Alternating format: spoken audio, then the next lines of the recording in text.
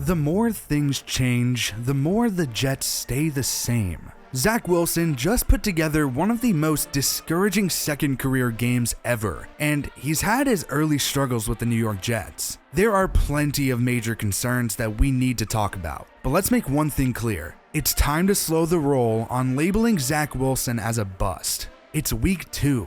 The Jets do have problems and need to make sure they're putting Wilson in the right position to develop. But first, hit that subscribe button and turn on notifications so you never miss an upload. Also, smack that like button so YouTube actually pushes out this video. Over 20 years ago, Peyton Manning had a disastrous second career start, tossing 3 picks and a loss to the New England Patriots. Fast forward to today, and Zach Wilson sits in a similar situation. Now, in no way is Wilson the same prospect as Manning, but the point is that you can't use an early career start to predict future failures. Manning went on to break the rookie interception record, and he just had his Hall of Fame speech. Eli Manning ended up being even worse in his first few career starts, throwing a single touchdown to 6 picks. Wilson has time. Besides, we've seen Bill Belichick torment rookie quarterbacks his entire tenure in New England. He wasn't the coach for the Patriots back in 1998, but it's been a nightmare for rookies since. Belichick does a good job of mentally overwhelming rookie quarterbacks, now 22-6 in those contests. Only 6 have beaten Belichick, and only 1 has since 2020, Tua Tagovailoa last season. Since Belichick took over, rookie quarterbacks have thrown only 20 touchdowns to a wild 41 interceptions. That being said, not many have managed to play as bad as Wilson.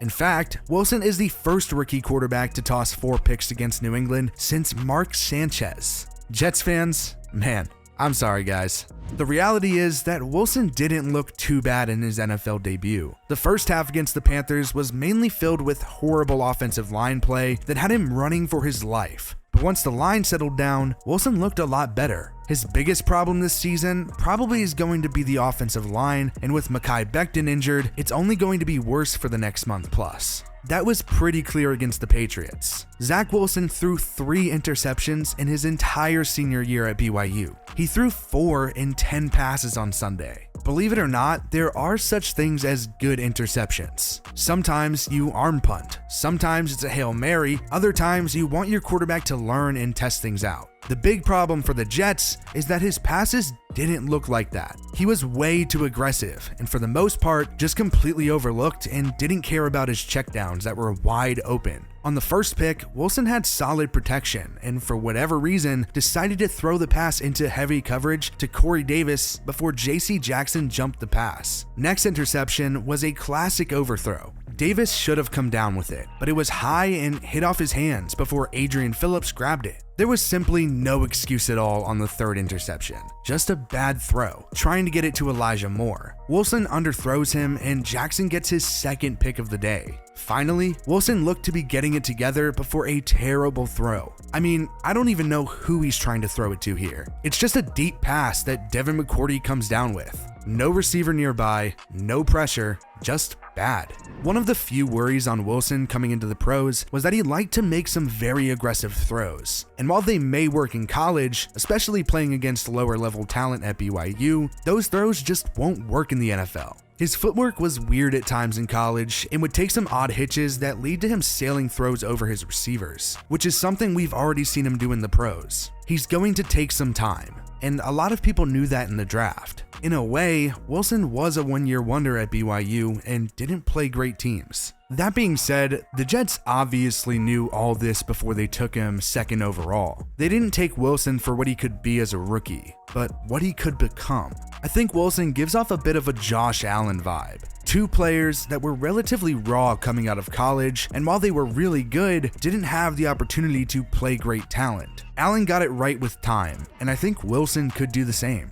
We have to at least bring up Sam Darnold really quick. Sorry to trigger you Jets fans. Darnold had his career completely ruined from the start in New York, and he's already made it clear that he's a much better player than showcased during those years. Darnold is a good player, but he didn't look like it with the Jets alongside a lackluster roster, bad coaching, and a bad front office. The only thing we can hope for now is that the Jets have learned from their mistake and make sure to build around Zach Wilson.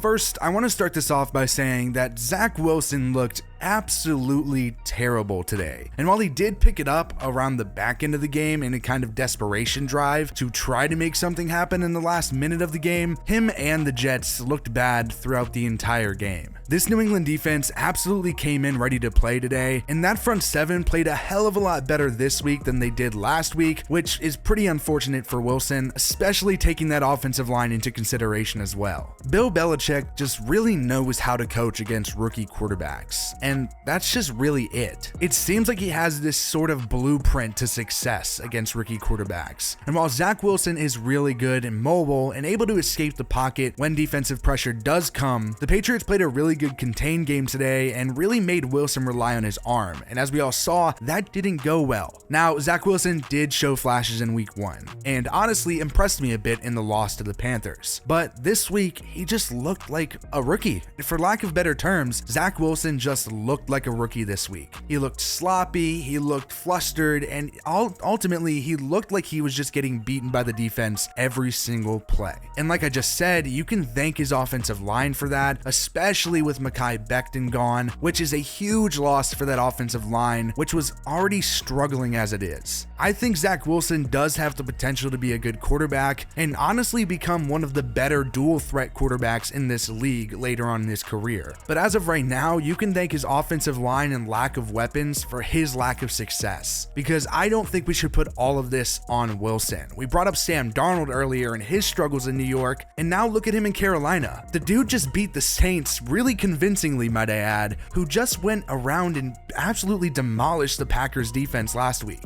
It's clear to me that Sam Darnold wasn't the issue despite what others might claim. My biggest fear for Zach Wilson is that he's going to suffer the same fate that Sam Darnold is. Now, I want to preference that with saying that I do think Robert Saleh is a lot better of a coach than Sam Darnold had during his time in New York. So he does have that going for him, and I do believe that New York is trying their hardest to build around Zach Wilson. This is not going to be your year. Zach Wilson is going to continue to struggle, but just like I said with Trevor Lawrence before, this is their rookie year. They were drafted early in the draft for a reason. Their teams suck, plain and simple. Don't expect him to come out here and win you a Super Bowl in his first year, because the team isn't built for that yet. Give him a little bit of time, give him some more weapons, especially in the backfield, and even on the outside, give him a little more depth at those positions. And if you can fix that offensive line, all of your problems on that side of the ball are fixed. Now, New York's defense definitely needs some work, but that's a story for a different time. Zach Wilson absolutely has the potential. His future is in the hands of his front office, much like any rookie quarterback who went to a team early. He's not set up for success right now,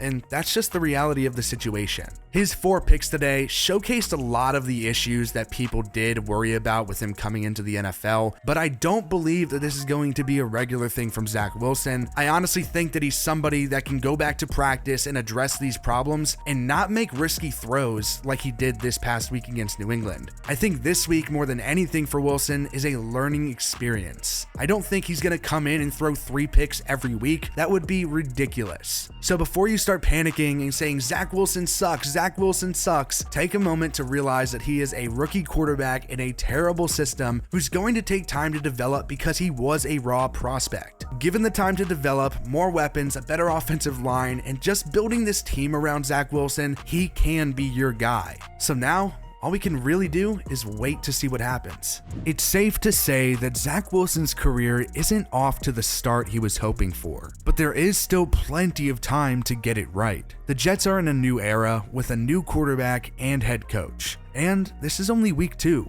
There are plenty of reasons to be worried, but there are a million more reasons why you shouldn't panic after 2 games. Jets fans, I know it's been rough for a long time, but relax.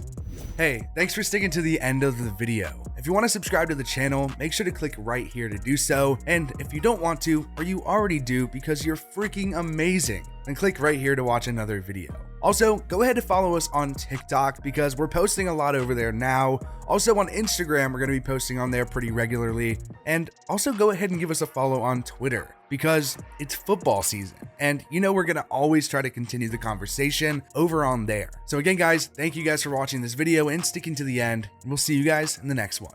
Peace.